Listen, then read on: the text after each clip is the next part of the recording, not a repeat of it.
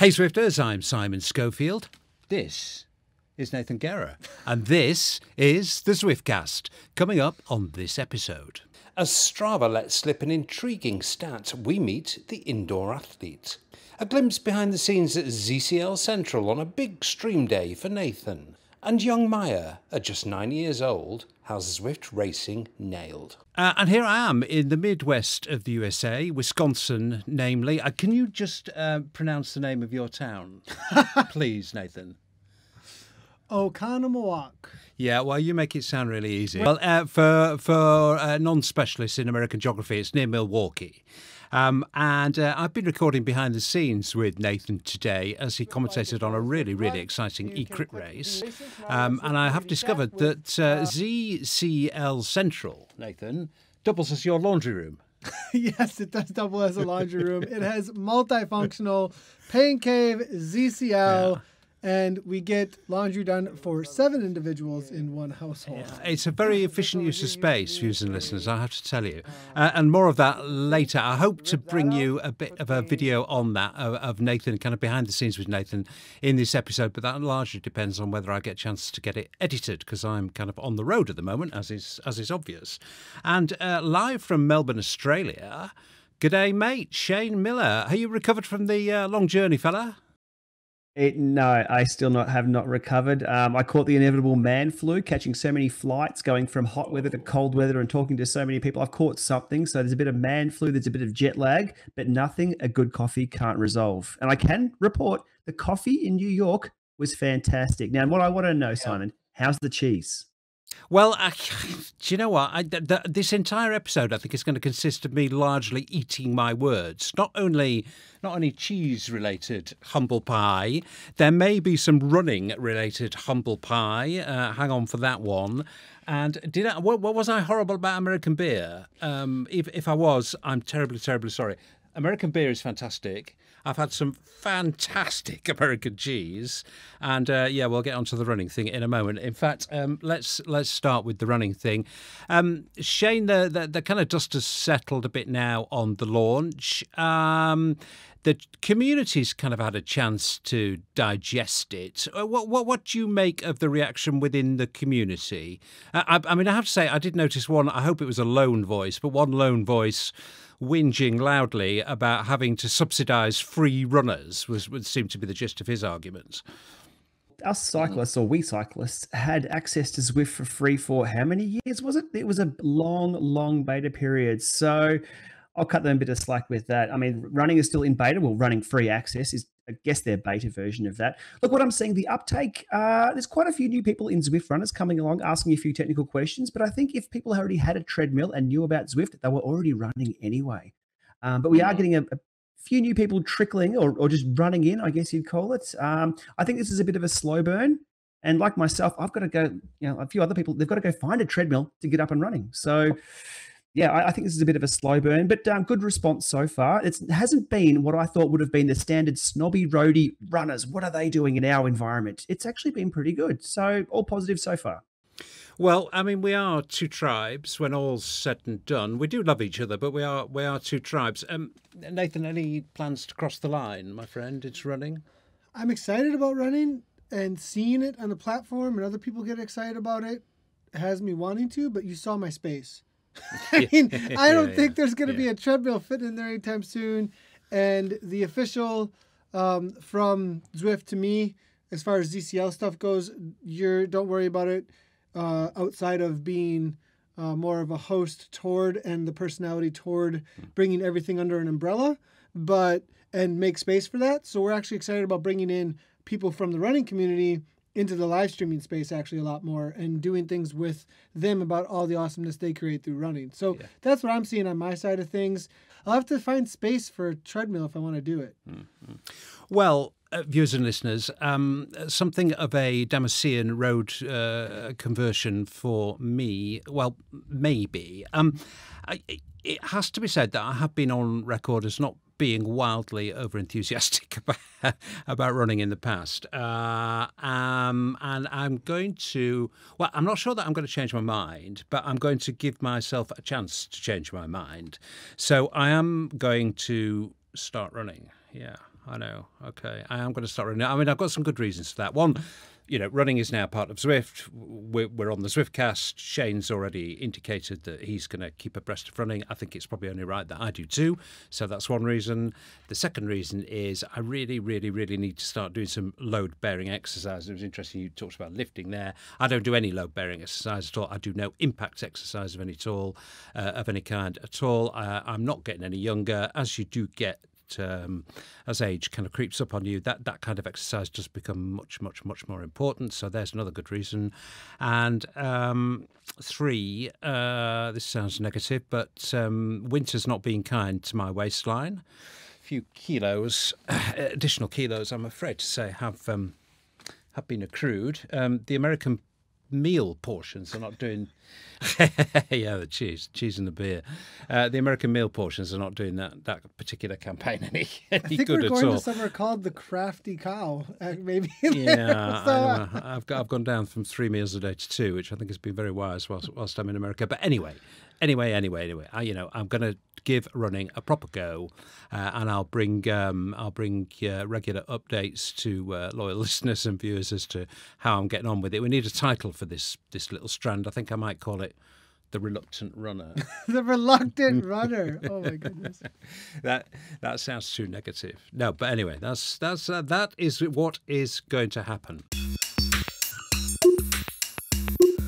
Okay, well, still sort of sticking with running and indoor sports, really. Shane and I talked about this when we were in New York, and unfortunately fell victim to the horrible technical nightmare we had there. So I thought it was worth rerunning this. The Strava CEO, James Qualls, gave an interview to a website called Recode, and he came out with a stat that just had my jaw agape. I mean, it was incredible. And this is the stat he came out with. He said that only a mere 1/3 of all Strava activities had a GPS track. Now, what that means clearly is that 2/3 don't. And he went on to say that 56% of that 2/3, I guess, of all Strava activities take place indoors. So we know for a fact, Nathan, that half of all Strava activities by their admission take place indoors. There's kind of a missing 11% there, which might be sort of manual uploads and, rogue stuff. But, I mean, the point being that for the first time we've quantified how much athletic activity is going on indoors. It's more than half of all that uploads to Strava. Yeah, that uploads to and Strava. are uploaded to Strava. Yeah, indeed. Yeah. But I mean that's pretty representative, I think, of athletic activity, and it's more than half. It could be as high as 2/3. That's an awful lot of cycling and other stuff going on indoors.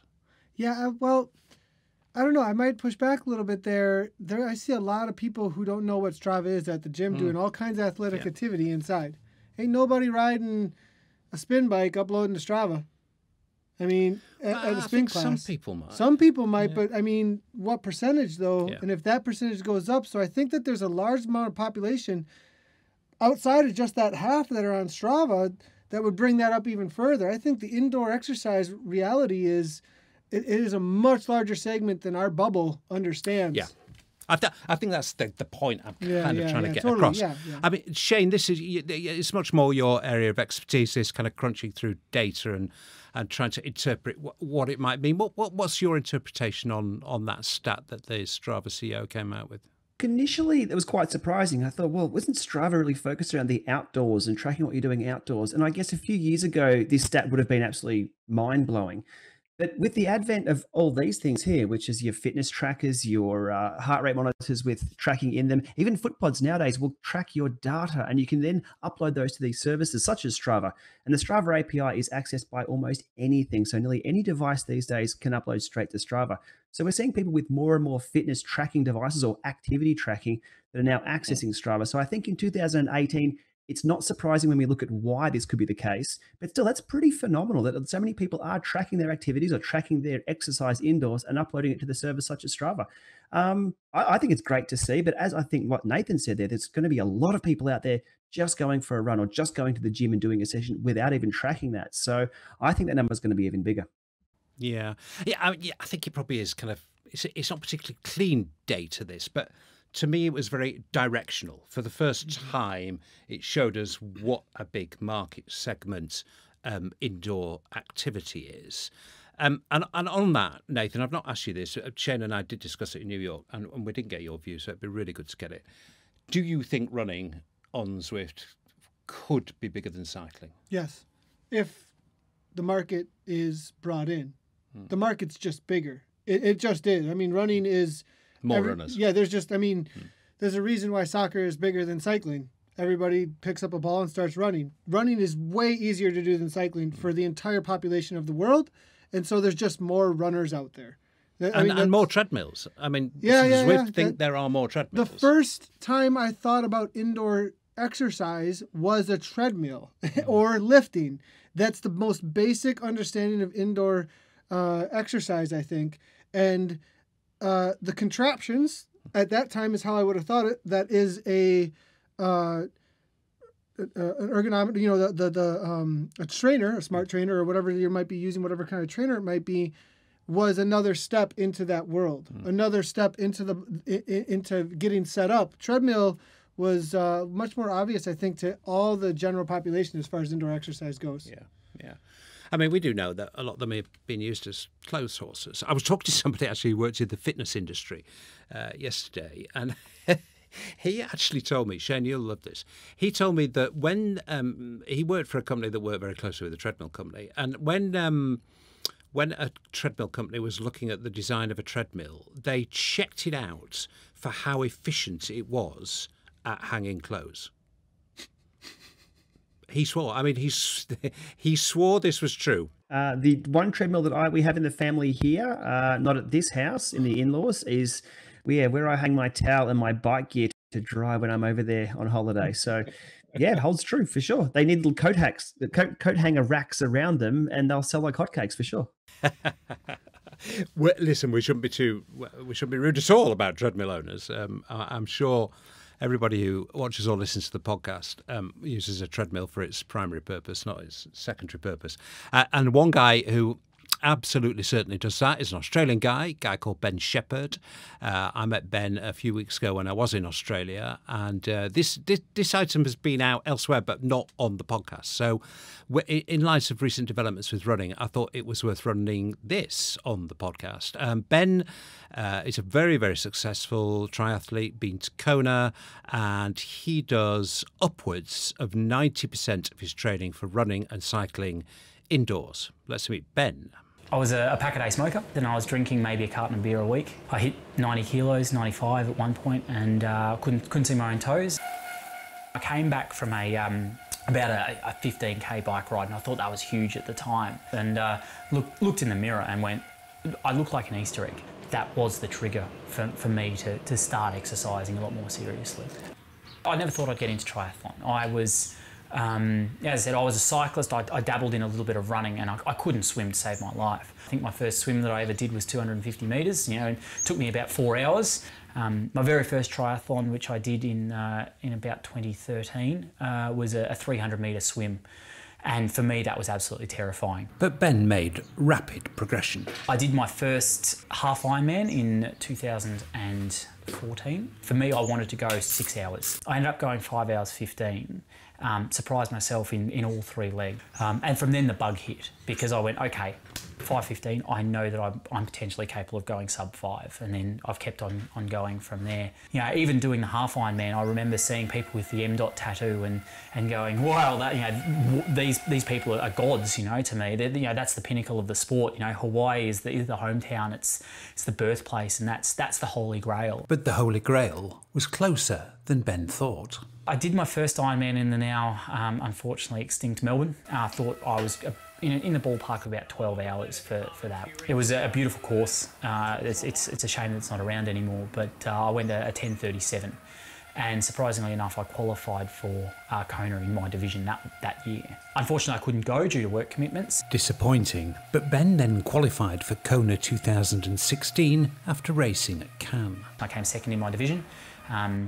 And ended up accepting the slot to Kona, and when I did it last year, yeah. And how did you get on a Kona? I actually had a shocker of a day. It It was a number of different things. I actually got a bit of a knee injury just before Ironman Cairns, and I could limp through Cairns, but unfortunately it delayed me a lot with my running. In that period as well, I had the blessing of my daughter Isabella, who came along, and she was 7 weeks old when we travelled to Kona. So that took the focus away from Kona, from the actual race day prep and execution. So at Kona, I ended up going a 12:11 or thereabouts. It was an incredibly tough day in my mind, easily the hardest race I've ever done, and a lot of athletes say that, and I can understand now why. But for me, I was probably about 5 to 7 kilos overweight. You know, I was rocking my dad bod, and it was very intimidating. It really was, and not performing to the best of my ability left a splinter under my skin somewhere, and I won't feel content now until I go back and prove my worth over there. So unfinished business then for you with Kona? Absolutely. I'll be back. Ben's family commitments, combined with a demanding job in aviation, means, for the time being at least, he's concentrating on shorter course competitions. So at the moment I'm doing the Olympic distance, so the 1.5 kilometre swim, the 40k ride and the 10k run, and honestly it's a distance that scares me. It's terrifying because the top athletes get over the line and they collapse because they've left it all out there. The Olympic distance racing is just go from the moment that the gun goes off. 2 hours of really hurting yourself, so it's a very different sort of race aspect and training. I would hazard a guess at least 80% of my running is done on Zwift. For me, the run training's always been tough, especially through winter. Get up in the dark, go home in the dark, train in the dark. It's really tough to get that motivation. You know, dogs chasing you, cars, you know, cold, wet, damp, whatever. For me, I can train in the same kit all year round. You know, if it's too cold, I'll put a heater on. If it's too hot, I'll put a fan on. I can dial in the numbers on the treadmill, and that will reflect on Zwift, whether it's, you know, within point X of a kilometre per hour, but we can still see those surges, we can still look at the heart rate, we can still use the data that I'm gathering from that. The other thing that I really like about it is that I can wake up at 4 o'clock in the morning, I can be running by 10 past 4, I'm done, I'm here, I can shower.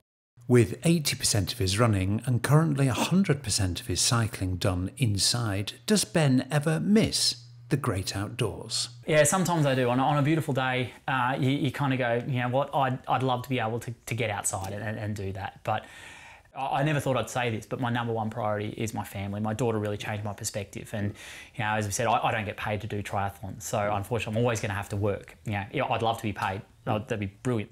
I don't like going into things half-cocked. For example, if I'm going to get down to our local bike track, that's a 30-minute drive, plus the prep, plus loading the bike in and all that sort of stuff. Some days, yes, I would much rather be out drinking in the sunshine and chilling out with a couple of friends. But what I'm gaining from sacrificing that is just so worth it at the end of the day. I'm 100% solo athlete. That's the way I race. You know, in non-drafting events, you can't race with anybody else. So I'm starting to train more and more the way that I would race. But is the quality as high? The proof is in the numbers. I did an Olympic distance triathlon in 2014, and I did that in 2 hours and 41 minutes. And that was all outdoor training. I did a race up in Townsville in the middle of August, and I went a 2:08 with a mechanical on the bike. Wow. That was 100% of indoor training. Wow. Potentially a better athlete. And yeah, I agree there is a balance for bike handling skills, etc. But for those big sets, the big weeks where you're building the endurance, the muscular strength and endurance sort of stuff, I don't think it can be matched. Great guy, Ben, and quite a story that, and one I think that we might see increasingly repeated as running takes a hold on Zwift. Now, before I came here to Nathan's, where I've been very kindly received, I visited Cyclops or Saris or PowerTap, they're all the same company, who are just an hour down the road. They're the makers of the Hammer and the Magnus, amongst many other cycling products. They've been watching with extreme levels of interest the whole rocker plate movement in the Zwift community, and there is absolutely something definitely quite large cooking in their R&D department. I just tried to get a little bit more on the record out of the company, and this is as much as I got out of Eric Albers. Here's what I managed to wrestle out of Eric.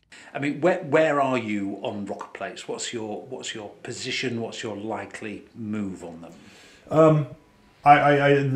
The whole movement has, I think, I don't want to say caught the industry off guard, but maybe a little bit, because once you get to a point where the consumer is solving the problem instead of the manufacturer, you're probably behind the 8 ball a little bit. So it is an area that we have interest in and are exploring. Whether or not we'll have a product in the near future, it's tough to tell right now. But in active development? I would say advanced development. I think that's probably about as much as I'm going to get out of you. That might be about it right now. But certainly very, very interesting, I think, to many Zwifters. So, I mean, does this suggest that you as a company, when you do your kind of blue sky thinking, that the next move forward actually is going to be more about immersion and replication of the real life environment, rather than who's got the most accurate trainer, who's got the quietest trainer, all those kind of things that we've been talking about actually for some time now. I think so. I think that's where you're going to see winners come out, because the accuracy and the quietest trainer, they've been beat up over the last few years, and it's tough to say who's the best here and there. But I think the real winner is going to be who can create that immersive environment for the rider, and I think that's going to be a big direction for the industry in the next few years. Shane, we're both limited by what we can say. I know you've been to Wahoo. I know you've had a bit of a sneak peek. I must tell people I did have a bit of a sneak peek of something pretty interesting at Cyclops yesterday. But in the spirit of these things, we're shown these things, and we can't talk about them. That's only fair. But we can, I think, say with some confidence that Eurobike this year, which is going to be in July, is going to be a pretty damn sight more exciting than Eurobike was last year. I hope so. Look, last year, well, we went 2 years ago, and there was some pretty cool new technology there. Last year, unfortunately, became the e-bike show, and not a lot in regards to the power meters, the heart rate monitors. We had the climb announced from Wahoo, but we haven't quite seen the climb just yet. It should be out any day now. This year would want to be big. This year needs to be almost a recovery year for cycling. There needs to be some excitement. A lot of people already have smart trainers. If you're listening to the Zwiftcast, you probably own a smart trainer. But what's next? We want to see what's next. What can we do with these smart trainers, or what are we going to purchase next? These companies can't just sit around. So it sounds like they're not just sitting around. Let's hope in less than 5 months' time, because Eurobike's coming around a lot sooner this year, we have something new to buy, something new to get excited about, and something to get some more kilometers or miles on Zwift with, and in a better way. Well, the buzzword I'm hearing, and I'll come to you on this, Nathan, actually, because it's kind of straight from gaming, really. The buzzword I'm hearing is immersion. Yeah, I think immersion is going to be huge. And making it as much like the response of a moving bike, though, because that's what's happening in the game. The bikes and the avatars are moving. You need to interact with that moving that's taking place there as best as you possibly can with your physical effort. And right now, being locked in to a stationary trainer, there's a lot of different products, it seems like, out there on the cusp that are going to try and make that more interactive. Yeah. Well, movement is certainly a key word, and we can't say any more at this point. But watch this space. There's some really, really, really interesting stuff coming down the track.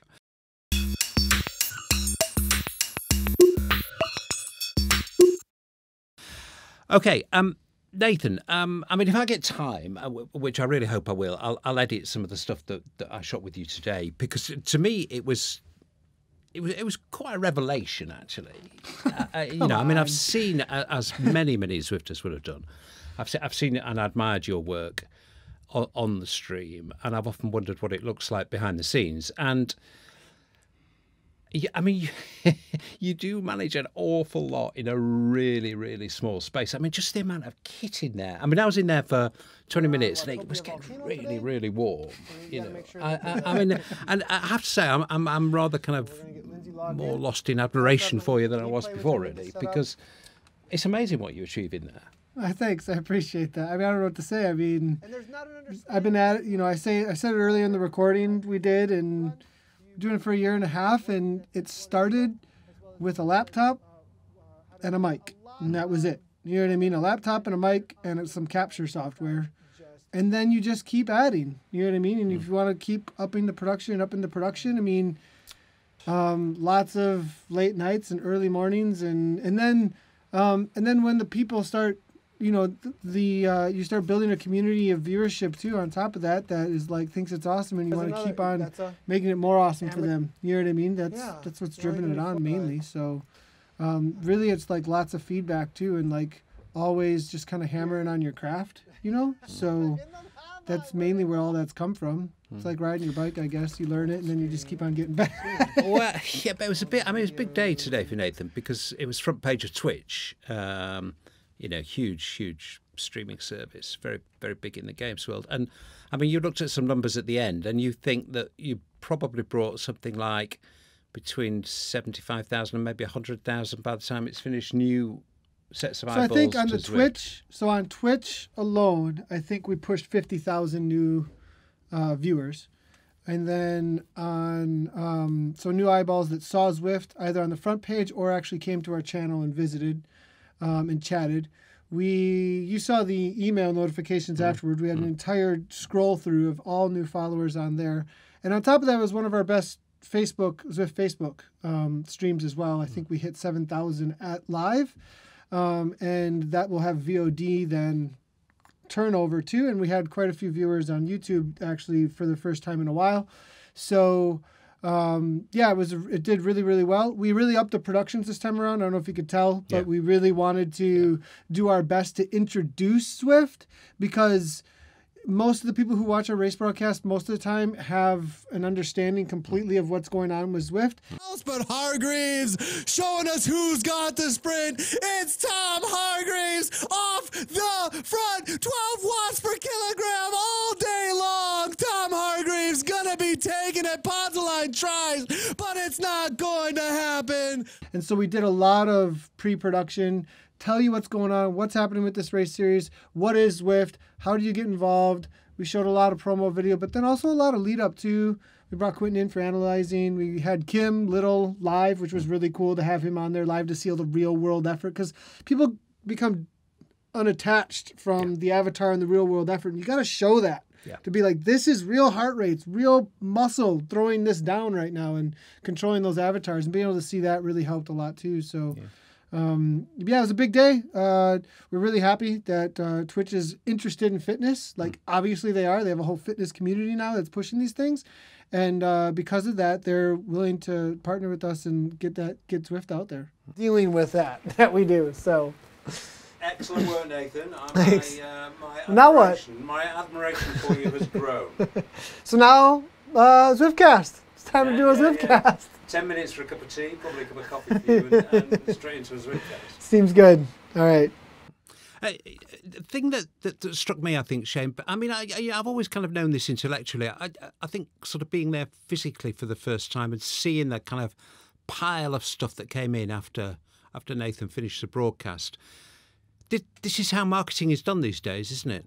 I mean, you know, obviously there are still billboards and TV ads and stuff, but streaming is amazingly efficient marketing. Yeah, absolutely, because you've got the audience that actually wants to know about this. As Nathan said, the fitness community, if they've got a fitness demographic there, it'll be marketed straight to those people. So it's a more condensed version rather than the shotgun approach of just putting a billboard up and having thousands or hundreds of thousands of people drive past it and not actually execute on anything like that. So there's no real conversion there. If you're advertising or you're in the eyes of the people who are into fitness, into computers, into technology, it's brilliant. So 7,000 quality sets of eyes trumps 700,000 who won't even look at it again. So this is brilliant. Yeah. And I like to see it. We're seeing this more and more across every facet of the internet. It's good to see. Yeah, really. Like I say, it just brought it home to me today, I think, for the first time actually being in physical proximity, what a powerful marketing tool streaming is. And of course, Nathan's stream today, as it nearly always is, was based around racing. It's a pretty unusual Zwiftcast when we don't talk a little bit about racing, and we're going to talk about it in slightly strong terms in a minute. But first, let's look at the more positive side of racing, because we are going to get a bit negative, I'm afraid. But the more positive side of racing. And I had the chance to talk to Maya and her dad, Rob. Maya's only 9 years old and an incredibly enthusiastic racer on Zwift, part of a small but very dedicated scene of very young junior racing, under 11s on Zwift. And here's Maya and her dad. But Maya, do you understand how drafting works? You use 30% less energy when you're going behind someone's wheel because they're blocking the wind. She may be only 9 years old, but Maya's got her head right round bike racing. It's more about having fun, but we do strategy from the beginning. Like we go out like in kind of like a sprint for like a minute. Yeah. Everybody does that, Maya. Maya was introduced to bike racing on Zwift by her dad, Rob, a keen Zwifter.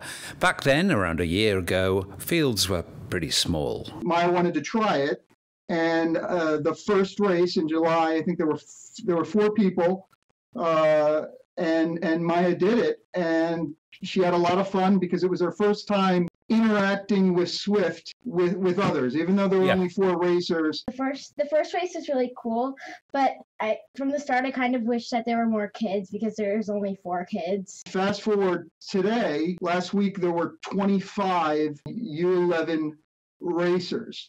It's grown so quickly that race promoter KISS has taken the junior section under its wing with its own branding known as KISS Next Generation. That's a big step up from 4 only a few months ago. Exactly. And the coolest thing in the beginning was it's an amazing lesson for kids when they see the flags of the country of origin. Yeah. It turned into an educational lesson for Maya and I, because I would say, Maya, where is this country? Norway, Germany, Italy, based on the flag. So it was kind of cool in that respect, too. What some Zwifters may not realise is there's a great perk for kids on the platform. Well, for their parents, at least. All kids under 13 can join Zwift for free. There's sort of no barrier for entry. As long as your parents have a paying account, if you are under 13, you can ride for free. As in other areas of cycling and indeed Zwifting, there are more boys than girls currently engaged in junior racing. But Rob's observed signs of that gap beginning to shrink. Females are still disproportionately underrepresented, but I got to tell you, females are underrepresented, at least in the U.S., in all disciplines of cycling. Maya, in real life, at least in the junior field, and they're about 24%. In the last 4 weeks on Zwift, it's been higher than in real life. It's been 30 to 48%. Do you think that it's important for you to race with both boys and girls, or would you like to ride with just girls alone, or maybe just boys alone? Who knows? Yeah, I mean, I would like to race with more girls, but I'm just happy that kids are actually riding bikes. At under 11, the races are relatively short. And for junior racing as a whole, Rob thinks that we should take a more relaxed attitude to equipment and power readings. I really think at their age, while it's important, just like in real life, to have fair racing, having a kicker or a power meter seems actually absolutely ludicrous for me. There should be no barrier for entry out there for any child. Let's just get kids on Zwift and racing. Let's not worry about the results, and let's let that all sort it out. I would hate to see parents saying, well, we can't do it because we don't have a smart trainer, or my child doesn't have a power meter. May I just say that both of you, Maya as well, in particular, in fact, are fantastic ambassadors for U11 racing on Zwift. Thanks so much for talking. It's a great pleasure to talk to both of you. Thanks very much indeed for your time. Thank you very much, Simon. We are loyalists to Zwift and your Zwift cast, so we look forward to hearing it. That's great to hear. Thank you so much.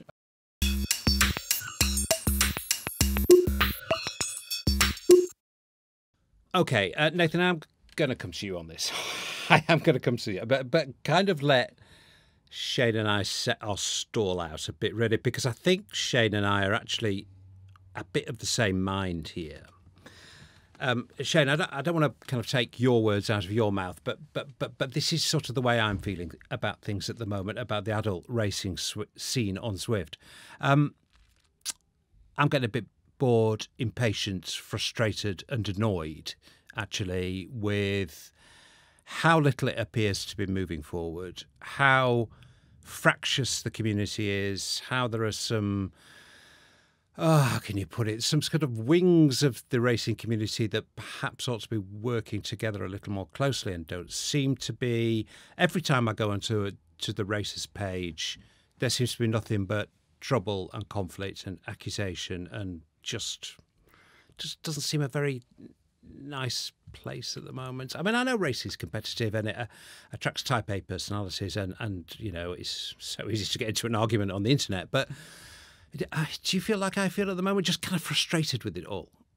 For sure. Look, I've stepped away from the competitive side of Zwift and have for the last probably 8 months or so for a number of reasons. But look, as an observer now of all that, and I think we are in a little bit of a bubble because we are across all the internet forums. And if you stay abreast of all the internet forums, all you see is the negativity. I'm sure there are thousands of people out there who are racing and they're in it for themselves. They're really enjoying the process, but being very, very ingrained in it, as we are for our research with Zwiftcast and everything we do around Zwift, which is, you know, I mean, all three of us live and breathe this stuff.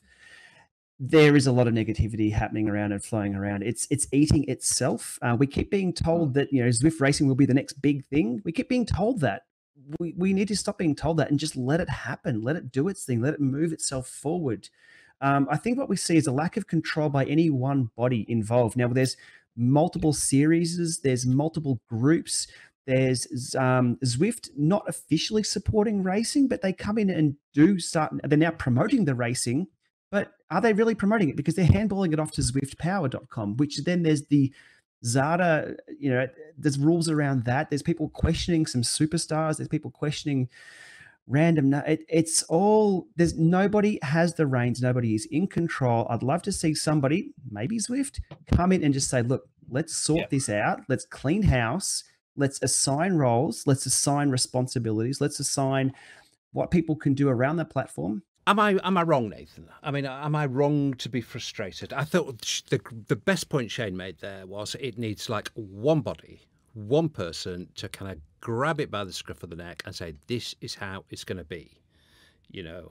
Yeah, exactly. Now, you know, I would really understand it if that was not Zwift because, you know, reasons we've debated endlessly before. There aren't that many races on the platform. They make a lot of noise, but there aren't that many of them. Am I wrong to be frustrated and impatient?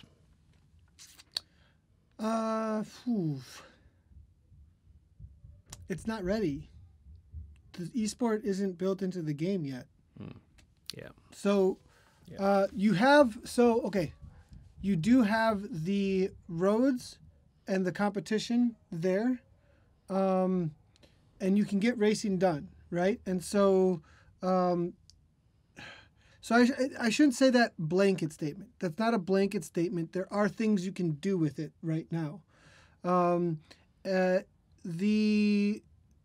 We could add more game to the game, though. Like, we could add more tactic. We could add more things to do to make it more tactically interesting. But even if we do that, what you guys are getting at, though, is governance. Yeah, what you guys are getting at is it's boring. governance. I mean, governance, unfortunately, is boring, but it's incredibly necessary. For rankings, right? Now, I want to take this out of Zwift and bring this to general and say that, and I said this during the cast today as well, during the cast on Twitch, because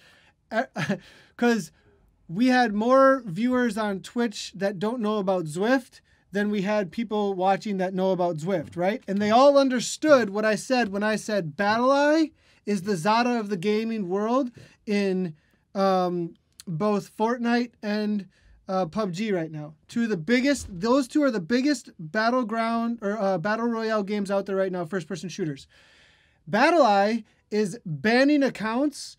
Like, I mean, right now, just now, 5,000 accounts just got banned or some number like that. Just so right? we know, who is BattleEye? BattleEye watches virtually online the interactions between individuals in competitive format and and says, that's a cheater.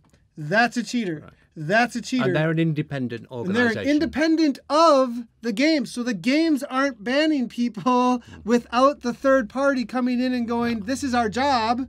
We know what we're doing. And comes in and but the game must then give the third party permission to ban. Gives the third party permission. Not only that, the game gives the third party like built-in application to their game. Yeah. Like Well, they Swift actually, aren't going to do that. Swift like, are not going. When they're on record as saying there are no way are they going to do that. Well, if BattleEye has authority, though, like let's say now let's remove it and put it back into Zwift, and Zwift says we're not going to do that, but they say BattleEye will do that, and we'll give BattleEye tools to do it.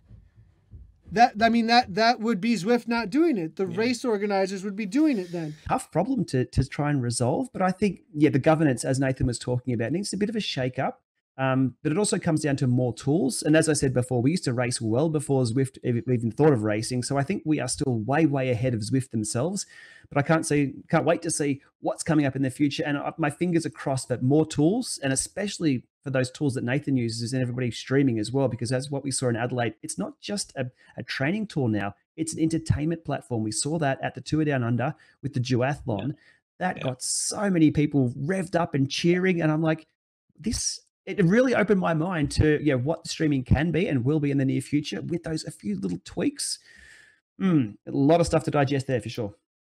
A little bit though that I didn't get to talk about just a little bit is this is not only our problem. Yeah, that's true. Like we see Zwifters always be like, it'll never work. Bah! And I'm like, it works in every other game who has exactly the same issues. Literally the exact same issues. BattleEye exists, Zada exists. They're essentially the same thing. Like, so it can work. It is working. We're just smaller than they are right now. And less well developed, I think. The game itself. Well, I don't know. PUBG is not very well developed. And neither is Fortnite. And they're doing, and there's a whole lot of people out there going, broken game, broken game, broken game. So I just think they're just smaller. Yeah. Look, I think a solution for this is talking about the believability of the racing and people believing its true efforts. I think there may not be a way to solve this with current technology, with smart trainers and power meters and sort of malicious manipulation of those. If we introduce more gaming to the side of it as well, that can be negated. So it ups the entertainment side of things, maybe downs the legitimate, are they going to be the next world champion Peter Sagan, beta? That doesn't really matter for this. But if we can up the entertainment value, which then increases the people's ability to jump on, train hard so they can go outside, I think that may be a way of getting around the issues that we see with power accuracy and believability. Somebody can jump in at 45 kilos, someone can jump in with a high reading power meter, but if they can't play the game, if they can't play with the new gamification, they're going to be out the back. That's what I'd love to see as a solution for this. Maybe not all races, but if there's an option to do that, I think this could be a way to go.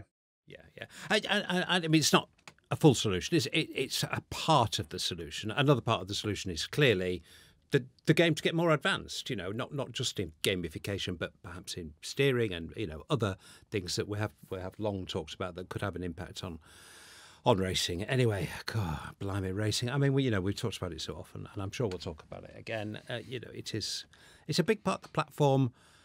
Maybe not in numbers, but in profile and in what people see of Zwift and in what people want to do on Zwift. So I do think there's a thirst for me, if I could do one thing, if I could, wave a magic wand, it would be one system of governance, one set of rules, and every single race organizer has to subscribe to those set of rules. I do think that would make a huge difference. I don't think you're going to have the utopia Zwiftopia, man. Yeah, no, you're right. Okay, I'm sure we'll come back to this one.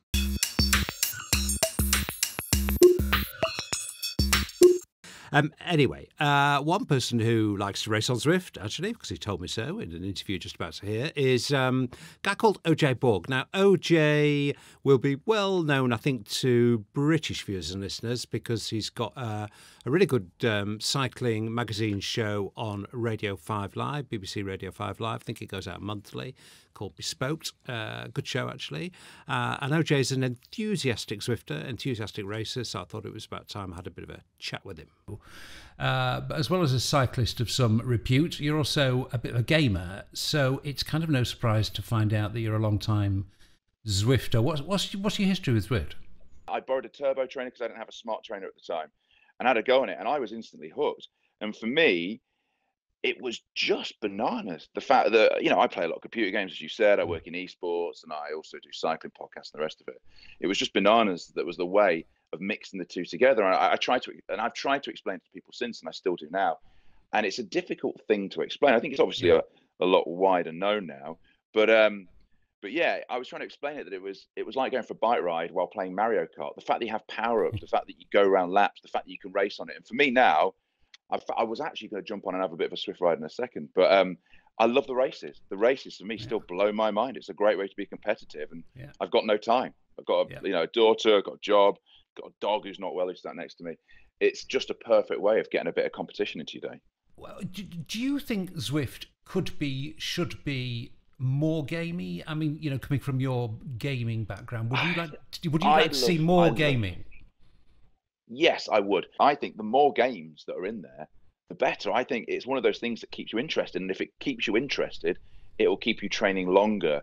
Zwift isn't the first thing to mix games with a sport, as it were, because Formula One was doing that for a while. If you look at the origins of how Lewis Hamilton got to where he was, he raced around on McLaren simulator. That's how he got so good. He'd raced around the Maranello racetrack 5,000 times before he actually ever raced there. That was how he did it, and it's a fabulous line of creating competition and fitness at the same time. And so if there's more ways to put games together, I don't know what they've got in the pipeline. I'm always up for that. More ideas, more games, more fun ways of turboing. I mean, what cyclists are like. I mean, a lot of them are quite traditional. A lot of them are quite, I don't know, stick in the mud is maybe a bit harsh, but Are they now? Well, this is an interesting thing, isn't it? I mean, is Zwift changing that, or is it just changing it for some cyclists? There's always been a side of cyclists, especially maybe the younger end, who are into computer games. If someone my age, I'm 30, what am I, 38 or 39? 38. People my age grew up with computer games. I still play computer games every evening. If I swung my laptop around now, you'd see there's a PlayStation sat underneath my TV. I still play it of an evening when everyone's gone to bed. So I don't think it's necessarily that Zwift is changing things. There's just always been a level of cyclist who didn't have this facility to combine their love of computer games and their want to ride bikes. It's never been there. There will always be traditionalists, and sometimes traditionalists are that for a reason. They're just pains in the ass. They're grumpy for the sake of it because it's seen as the way to be. I'm going to be grumpy because that's the way us cyclists have always been. But it's not. I don't think it's necessarily changing things. Your expertise cuts across so many areas of interest for Zwift and Zwifters. Esports. Do you see cycling as having a future in esports? I mean, could it happen? It depends on your definition of esports. Now, esports primarily is about games like CS, which is Counter-Strike, or League of Legends, or Dota, so the MOBAs or the first-person shooters. In the broadest terms of the word, Zwift is more of an esport than they are, because it is a computer game that you have to pedal with your own fitness. It takes that strength to do it. With the World Championships, I think it is. For me, I've always been very open-minded about esports. I think esports is anything you want to call it.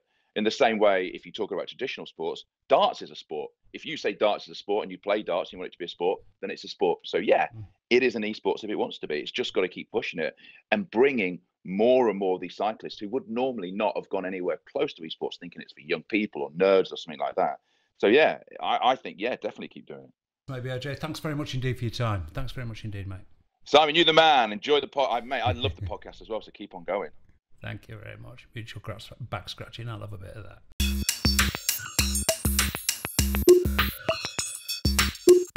So time to wrap this one up. Now, the new Running Me, the runner reinvented, the reluctant runner, whatever we're going to call this thing. He's also going to have, for the first time ever in his cycling life, a coach. So this is like a complete reinvention of Mr. Old, Fat and Slow, I think. I hope. Probably not, but anyway. But I'm going to get a coach. Nathan, I know you are a coach, but have you ever been coached? Yes, actually. It was one of the best learning experiences, actually, in how I became a coach. I learned so much. Danny Calcola, actually, out of Southern California. Really, really great, really experienced coach. Learned a ton from him, actually, and then brought that into my own And then I was self-coached after that. And he got busy, and we, I was able to glean a ton and then take that into my own philosophies and develop my own ideas around how to be a mountain biker, the best mountain biker I could possibly be. And so it was a great experience to have somebody to reflect off of and learn their, as the light comes through a prism, you got different parts of that you can see, and he saw certain things that I couldn't see, and that was really amazing to get those ideas from him. So, and move forward. So it was really good. Shane, I think I'm right in saying, despite your, excellent, proper achievements on a bike, you've never been coached. Is that right? I have been coached for 1 year. My history with cycling was about 2003. I think I took up the sport competitively. 2007, I started training with power, and then I got really into the numbers. Well, obviously, it's sort of what I do. I'm fascinated by the technology and the science behind it all. So self-coached up until 2013. I had a coach for a year. Now, this, not to say anything negative about coaches, that was my worst year performance-wise. But what I learned from that, though, it broke me through all the barriers that I had, because you'll always, reach a certain point and you'll plateau. You need that external influence. And what I got from that year of external coaching was not really what worked for me from the whole year around, but there were a few key intervals that I got which made that year worthwhile. 2014 was my best year on the bike because I took what I'd learned from that year and applied it in my own way. And then I had a brilliant year, 2014. So it's that external influence. We will all plateau and we need to break through that somehow. And a lot of the times we just don't know how. And as what Nathan said, you get a different set of eyes on what you're doing. They'll see your strengths and your weaknesses. Well, I'm looking forward to it, I must say. I mean, the kind of dawning realization that, certainly in winter, my training, I mean, it's not training at all. I kind of get off the bike after yet another hour at threshold, because I've got sucked into a group ride on Zwift, or I've done a race on Zwift. And, I kind of looked at what I was doing and actually also began to look at why I was so tired. I was just kind of fatigued. And I look back and it's like almost everything I do is at threshold or just under, which is you're already looking at me with that coach looking. Well, I mean, you need some variability and some accountability. There you go, variability and accountability. A little more dynamics in there, not so just. Man, threshold. You just keep doing threshold, you're gonna get tired, and you're gonna just have the same stress response over and over again. So I'm really glad to hear that somebody's going to get in there and kick your butt. Well, they're going to tell me what to do, which is what I'm kind of. That's trying what to I'm really avoid being told what to do. No, I like that. I think we've discussed. I think we've had the pile of sand discussion before. That pile of sand in that corner, move it to that corner. I love things like that. Nice simple task. Get on the bike, do that. Great. I couldn't be happier, really. It's a whole new world. A whole new world. How exciting. I'll be bringing you news of how I progress in this whole new world. You guys are making me want to run. That's the weirdest thing in the world. Is it really? Is it really? Did you feel left out, Nathan? Or? I really actually want to run now. I used to run a lot when in high school. After hockey and before cycling, I was running. We've got so many amazing state forests locally here. Actually, if you're around longer, I'd love to take you out for a run. For some hikes, maybe. I don't know, but we've got some really, really nice trail running here in southeastern Wisconsin, and so I used to do a ton of that after work when I was working at scooping ice cream, eating too much ice cream from the bar. Let's go over and get a run going. Well, yeah, okay. I'm not coming for a run with you yet. But to be honest, I won't go for a bike ride with you either. Far too fast for my liking. It's a little cold Shane, outside. Shane, what are you up to, mate, before we speak next? I have an absolute pile of things to go through, from the recent trip to the US to what's coming up, and I'm just way too busy, but I'm happy. It's all good. It's still summer here, so kilometers outside, kilometers inside, videos for YouTube, and helping people have a better experience with their new technology. It's all coming up. Good stuff. Nathan, I've got a bit of a theory actually about, and we were talking about kind of people falling out in lumps in racing and forums getting nasty and what have you. I've got a tiny bit of a theory this time of year, having been on Zwift now for 3 years or something. I can't remember. But anyway, I mean, I've always trained 2 indoors years. in winter. But this time, I think people get a bit of cabin fever. Do you know what I mean? They have been cooped up for a long time, and they're kind of... My kids get that too. Yeah. I tell them to go in the basement and play hockey and punch each other. No. Go Well, fight that's it what out. they're doing in Swift races. You know, what they actually. need to do is just get on the volcano course and fight it out. I mean, just get it out. Shane, thank you very much indeed. And thanks very much for bearing with Nathan and I. Well, not me, actually. Nathan solved a bit of a technical issue that plagued us for a little while. You were very patient with us. Thank you very much. We most appreciated your patience there. Lovely to talk to you. See you next time, fella. That's it for this one. Thank you very much indeed for either listening or watching. Lots more to come. I hope I can get this piece I've shot with Nathan today edited in time, but if I can't, it will definitely be coming up on the episode after this one. Thanks again for watching or listening. See you next time.